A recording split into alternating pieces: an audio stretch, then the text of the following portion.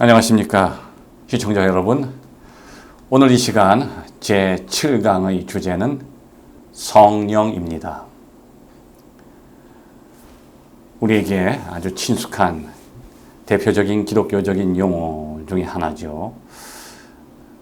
그런데 우리가 성령에는 갈급한 마음을 늘 가지고 살지만 과연 성령이 무엇인가에 대해서는 상대적으로 무관심하고 2000년의 기독교 역사상 가장 많은 오해가 있었던 것이 성령에 대한 해석입니다. 설교 말씀 시간에도 성령을 갈급하게 사모해야 된다고 우리는 늘 듣고 아멘으로 응답했는데, 우리가 그렇게 사모해야 되는 성령이라고 하는 것이 과연 무엇인가? 그 사모해야 되는 대상에 대한 이해가 먼저 우리에게 필요합니다. 2000년의 기독교 역사를 우리가 거슬러 올라가 보면 이 성령에 대한 잘못된 해석과 오해 때문에 교회가 반으로 나눠졌습니다. 하나는 동방 기독교가 되었고 또 하나는 서방 기독교가 되었죠. 지금 우리 개신교의 전통은 서방 기독교의 전통이죠. 바티칸의 전통입니다. 또 다른 기독교적인 전통은 동방 기독교, 다시 말해서 그리스 로마 정교회의 전통으로 지금까지 이어져 내려오고 있죠. 서방 기독교는 갈수록 번창하고 부흥해서 큰 세력을 얻게 되었지만 상대적으로 그때부터 동방 기독교는 축소되었습니다. 그것이 바로 지금부터 거의 1500년 전에 1600년 전에 일어났던 성령에 대한 논쟁이죠. 서방 기독교에서는 이 성령이라고 하는 것이 아들로부터 보내진다고 그렇게 확신하였습니다. 그래서 필리오크베, 성령은 아들로부터 나온다. 예수 그리스도께서 승천하시면서 우리에게 성령을 약속하시고 이제 그 약속대로 예수께서 우리에게 성령을 보내주신다고 믿었죠. 그런데 한편 또 다른 기독교적인 공동체에서는 이 성령이 아들로부터 보내지는 것이 아니라 아버지로부터 보내진다. 파트리크베라고 하죠. 필리오크베, 파트리크베. 이 필리오크베는 뭐뭐로부터, 아들로부터 나온다. 이게 서방 기독교고, 파트리크베, 아버지로부터 나온다. 이게 동방 기독교 전통이죠. 그런데 시청자 여러분, 이 성령에 대한 해석의 차이에 의해서 거기서부터 수많은 신학적인 개념들의 해석 차이가 발생하게 됩니다. 왜냐하면 성령이 아들로부터 나온다는 그런 생각을 우리가 갖게 되면 성부, 성자, 그리고 성령은 아들에게 종속되게 되죠. 성부, 성자, 아들이 성령을 보내니까 여기 성령은 아들 밑으로 들어가는 거예요. 그런데 동방 기독교 전통에서는 성부, 성자가 있고 성령이 아버지로부터 보내지죠. 그러니까 성령이 아버지에게 종속돼 있어요. 그래서 아버지는 한편에서는 아들을 세상에 보내시기도 하고 또 성령을 세상에 보내십니다. 자, 여기서부터 성령에 대한 해석에서부터 삼위일체에 대한 해석이 또 갈라지기 시작하죠. 자, 성령이 아들에게 종속돼 있다고 본다면 삼위일체가 아니고 성부, 성자라고 하는 이위일체가 존재합니다. 그런데 성령이 아버지로부터 보내진다고 볼 때는 성부, 성자, 성령, 진정한 삼위일체가 성립되는 것이죠. 우리 개신교에서는 삼위일체에 대해서 많이 이야기하지만 사실 우리가 이해하는 삼위일체는 서방 기독교 전통에서부터 유래하는 거예요. 그래서 사실은 성부, 성자, 이위일체 속에 성령이 종속돼서 들어가는 거죠. 그런데 동방 기독교 전통에서는 성부, 성자, 성령, 다시 말해서 아들이 비로소 우리에게 보내주신 것이 아니라 아들이 승천하신 이후에 세상에 나타나는 것이 성령이 아니고, 이 동방기독교 전통에서는 태초에 하나님이 천지를 창조하실 때 성부와 성자가 함께 하셨다고 하는 거죠. 그러한 성령에 대한 해석의 차이에서 엄청난 신학적인 차이가 더 파생되어 발전하게 되는 것입니다.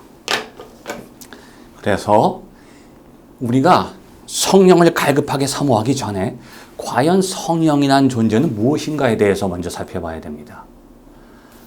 이 시간 제가 20분이라고 하는 짧은 시간 동안에 여러분에게 성령에 대해서 완전하게 해석해 드린다고 하는 것은 불가능하죠. 왜냐하면 성령에 대한 그 의미와 내용과 성령의 기능이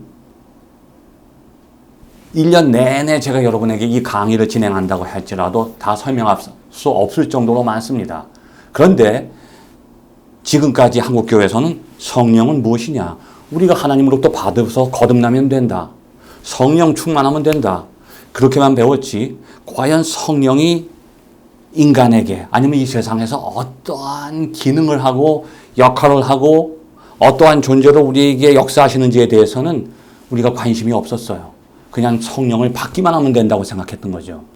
여기서부터 성령에 대한 엄청난 오해가 파생되게 되는 것입니다.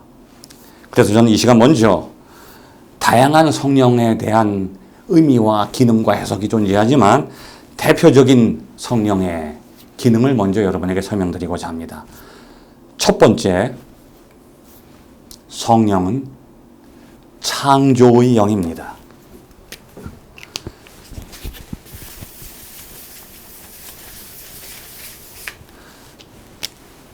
창조의 영이죠. 창조. 하나님께서 태초에 천지를 창조하실 때 그 하나님의 임재는 영을 통해서 역사하십니다. 하나님의 영이 만물 가운데 충만하게 임재하죠. 그 성령의 임재를 통해서 창조가 이루어지는 겁니다.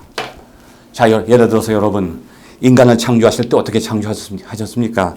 진흙을 빚었죠. 여전히 진흙이에요. 그런데 그 진흙에 생기를 불어넣으시죠. 이게 루아흐, 하나님의 생기, 하나님의 영이에요. 하나님의 영이 진흙으로 돌아가니까 그 진흙이 흙으로 머물러 있는 게 아니라 움직이는 생명이 되는 거죠. 에스겔이 에스겔 골짜기에서 마른 뼈를 향해서 대언한 내용이 있죠. 생기야 들어가라. 그럴 때 그 마른 뼈 속에 생기가 들어가니까 살아 움직이는 거예요. 그러니까 성령이 임재하는 곳에 창조가 일어나는 거죠. 자, 한 번은 니고데모라고 하는 사람이 주님을 찾아왔어요. 그리고 영생에 대해서 질문하죠. 제가 어떻게 하면 영생을 얻겠습니까? 그때 예수님께서 대답하셨어요. 물과 성령으로 거듭나야 된다. 근데 이 니고데모는 물에 대해서는 이해하고 있었어요. 유대인들의 그 전통 속에 물을 통해서 회개한다고 하는 의미. 세례요한도 그래서 많은 세례를 줬죠. 예수님도 세례요한한테 세례를 받으셨잖아요. 이 세례라고 하는 것, 물이라고 하는 의미는 죄를 씻겨주는 거예요. 회개의 의미가 들어가 있죠. 그 물로써 거듭난다. 죄를 씻는다. 이것은 이해하겠는데 성령으로 거듭난다. 이 성령에 대해서는 들어보지도 않았고 거듭난다고 하는 것이 뭔지도 몰랐어요. 회개에 대해서는 알고 있었지만. 근데 물과 성령이 상징하는 게 있습니다. 둘 다 회개인데 물이라고 하는 것은 외적인 변화예요. 외적인 변화, 행동의 변화. 그런데 성령이라고 하는 것은 보이지가 않아요. 내면 속에서 변하는 거죠. 그래서 예수님께서 어떻게 말씀하시냐면 바람이 임의로 불매 어디서 왔다가 어디로 가는지 알지 못하나니 성령으로 난 자는 다 이와 같다. 영국의 위대한 시인, 어떤 시인의 시 가운데 그런 시가 있죠. Who has seen the wind? Neither I nor you. When the leaves are trembling, the wind is passing through. 누가 바람을 보았느냐? 너도 못 보고 나도 못 봤다. 그러나 잎사귀가 흔들릴 때 바람은 지나가도다. 시청자 여러분, 예수님께서는 성령을 바람에 비교하셨어요. 바람은 보이지가 않아요.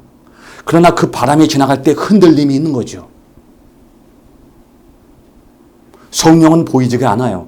그러나 성령께서 우리에게 임하실 때 그 바람의 결과 흔들림이 일어나는 거예요. 내 내면이 거듭 뒤집어지는 거예요. 그때 니고데모가 물어봅니다. 예수님께.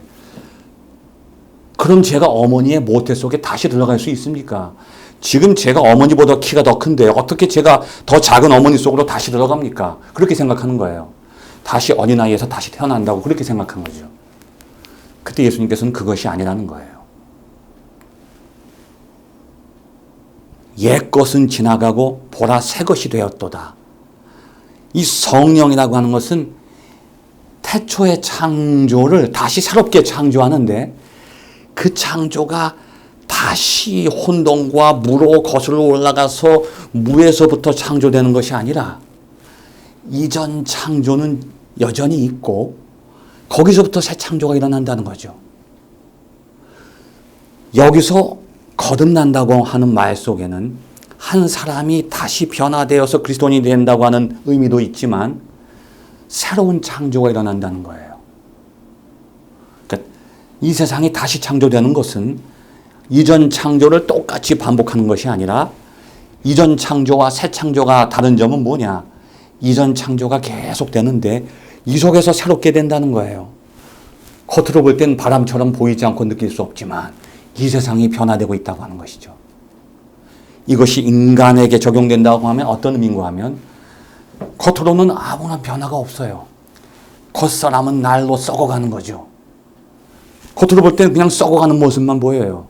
그런데 그 속사람 속에서 새로워지는 거예요. 속사람은 날로 새롭도다. 성령이 임재하는 곳에 항상 새로운 창조가 일어나는 것이죠. 그래서 성령의 기능 중에 첫 번째 기능이 창조의 기능입니다. 성령은 창조의 영이에요. 태초에 하나님과 세상을 만드신 그 영이 지금 이 썩어진 세상 속에서 썩어진 인간 안에서 보이지 않게 바람처럼 모든 것을 새롭게 거듭나게 한다고 하는 것이죠. 그래서 성경에서 이전 것은 지나갔으니 보라 새 것이 되었도다. 그렇게 말씀하고 있는 것입니다. 두 번째 성령의 기능이 어떤 기능이 있는가 하면 중재의 기능이 있어요. 그래서 중재의 영이라고 하죠. 중재. 자, 여러분. 예수님께서 승천하실 때 따르는 자들에게 약속하신 게 있어요. 내가 너희에게 또 다른 보혜사를 보내리니. 보혜사. 이게 좀 우리 한글에서도 오래전에 썼던 고죠. 보혜사. 여러분 아마 이 뜻을 아는 분들은 아마 적어도 연령이 80세 이상 되셔야 될 겁니다. 쉽게 말하면 변호사죠. 변호사예요. 이것을 히라보로 쓰게 되면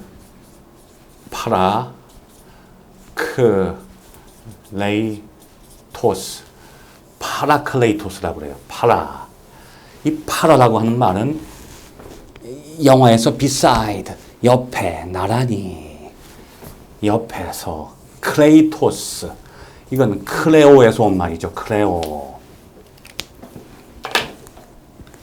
말하다, 외치다, 부르짖다. 이 파라클레오. 그러니까 이 변호사의 뜻은 어떤 죄인이 서 있는데 로마 시대 때는 죄인이 서 있으면 그 죄인과 가장 친분이 두터운 죄인을 잘 아는 사람이 와서 변호를 해요. 대부분 친구가 와서 변호하죠. 친구가 가장 잘 아니까. 근데 변호를 잘해야 되는데 괜히 이거 위증을 한다든지 잘못 얘기하다 보면 이 죄인과 함께 죄인으로 몰릴 수가 있어요.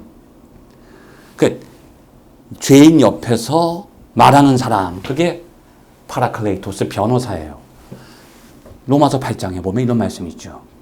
우리가 마땅히 빌 바를 알지 못하나 성령께서 말할 수 없는 탄식으로 우리를 위해서 하나님께 간구한다는 거예요. 자, 여러분.